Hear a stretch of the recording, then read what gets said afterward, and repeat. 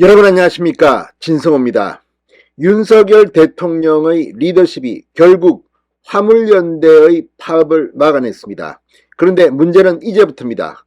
자, 방금 김은혜 대통령실 홍보수석이 윤석열 대통령의 입장을 전했습니다. 국민의힘 역시 마찬가지입니다.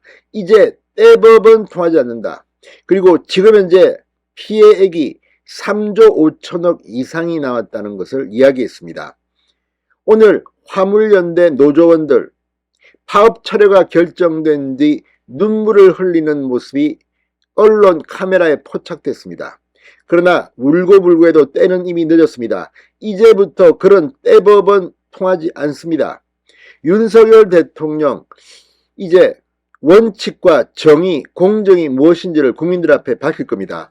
자, 지금 무엇보다도 이 문재인 전 대통령이 길을 잘못 들였습니다. 지난 5년 동안 민노총은 마치 법 위에 있는 듯 상전처럼 행동했습니다. 그런데 이제 그 밑바닥이 드러난 겁니다. 자, 그러나 문제는 이렇게 화물연대의 파업으로 어마어마한 이 경제기의 피해를 입혔는데 이걸 그냥 넘어가겠습니까?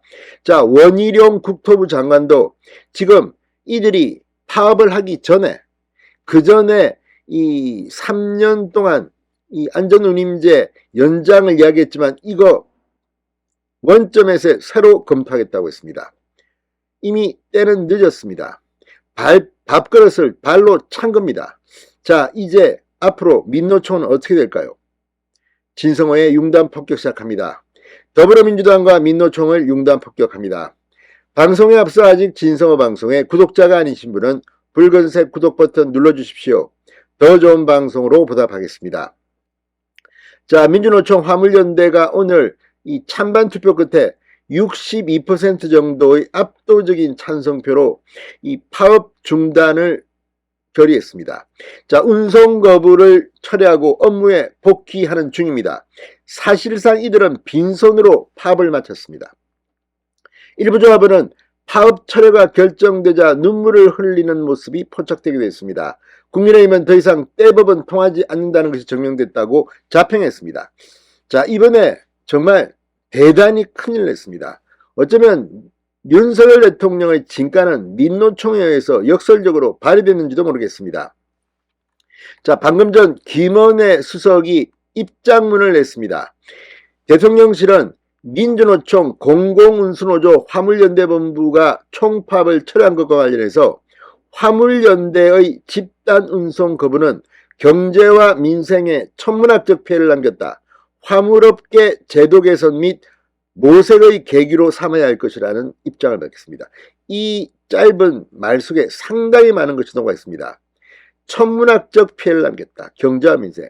가뜩이나 지금 국제경제가 불안하고 뭐 이런 가운데 뭐 집값도 지금 막 떨어지고 있습니다. 이런 가운데 이들이 이런 식으로 윤석열 정부를 한번 흔들어 보려고 한 모양인데 윤석열 대통령은 흔들리지 않았습니다.